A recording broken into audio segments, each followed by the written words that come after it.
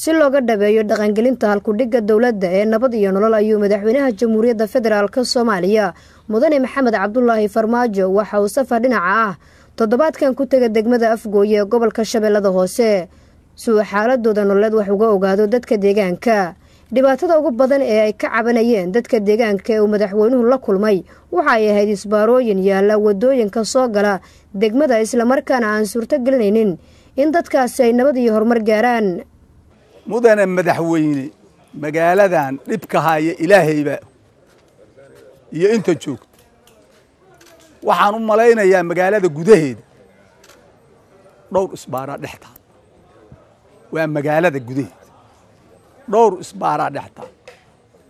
banaanka hadaad u baxdana warkeed badhaa wax laga qabtona ma jirto maamulaana ka jirin oo wax ka qaban karin ayagii markaan u tagno waxay leeyihiin waxaan qaban karna male. madaxweynaha Jamhuuriyadda Federaalka Soomaaliya oo dhageystay talooyinka iyo tabashooyinka dadka deegaanka oo ka turjumaysa dareenka guud ee shacabka Soomaaliyeed ayaa amray si degdeg ah loo qaado jidgooyooyinka yaala wadooyinka isla markaana la isku furo wadooyinka guud ee dalka. ma maqlaysaan wiilashayda laga bilaabo maanta hadduu Ilaahay yiraahdo qofkii lagu arko isbaaro wiilashayda ma aha dowladdaani dowlad xoog ku timid ma aha waa dowlad shacab rabitaan shacab ku timid weeye awoodan idinka iska leh annagu ma lihin annagu waxaan inahay adeege. difaaca iyo ilaalinta karaamada muwaadinka Soomaaliyeed waa waajib saaran ciidanka qalabka sida iyo fulinta amarka hoggaanka dalka si nabad iyo karaamo ay ugu noolaadaan dadka Soomaaliyeed. ciidamada xoogga dalka oo ka duulaya amarka iyo siyaasadda dowladda Soomaaliya ee ku aadan la dagaalanka jidgooyooyinka ayaa sameeyay howlgal guuleystay oo lagu soo qabqabtay ciidamo iyo dad shacab ah oo ku labisan dareyska ciidanka oo jidgooyooyin ay u yiileen wadada sida warbaahinta qaranka u sheegay abaanduulaha ciidanka xoogga dalka Jenaraal Cabdullaahi Cali Caanood.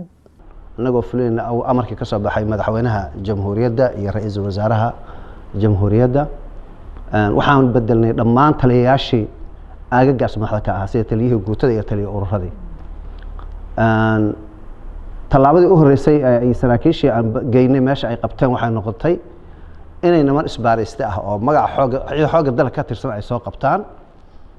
iyo niman shacab ah oo isku dhex jira oo qoryo wata dabadeedna ay noogu keenaan xarunta gaashaandhigga waxaanan u gudbinay xabsiga dhexe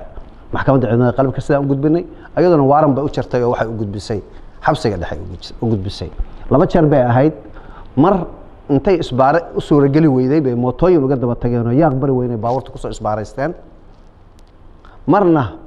ticsiilaya inta u dhaxaysa wala weyn bay ku sameeyeen baabuur joojiyeen ayagoo aan wax weyn samaynin oo waxba qaadan baa waxaa la kulmay saraakiishii iyo ciidanka kormeerka ahaa waa la soo qabtay waxaana aan u gudbinay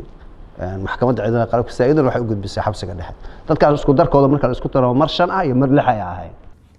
maxaa talaabaha ayaa laga qaadayaa ciddii lagu arkay iyadoo isbaaro dhiganaysa wadada ee ka tirsan ciidanka? waa kan mar kale abaanduulaha ciidanka xoogga dalka Jenaraal Cabdullaahi Cali Caanood oo ka jawaabaya su'aashaas. askariga la qabtana waxaan xilka ka qaadi doonaa taliyihiisa kooxda xilka laga qaadaya waxaana noo qorshaysan 4 waxyaabood. kow sarkaalkii ciidankiisu isbaaro dhigteen xilka laga qaado darajo dhimis lagu sameeyo iyo in la ruqseeyo intaba way noo qorshaysan tahay oo askariga inta la qabto xabsiga aan la geynay taliyihiisa lala xisaabtamo la taliyihiisu askarigiisu meeshuu ka hoyday waa inuu yaqaanaa taasna waa noo qorshaysan tahay.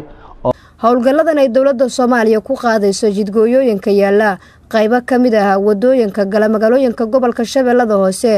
ayaa qayb ka ah qorshaha sugidda amniga dalka waxayna sare u qaadaysaa kalsoonida iyo wada shaqaynta shacabka iyo dowladda. Nasra Bashiir Cali, warbaahinta qaranka, magaalada Muqdisho.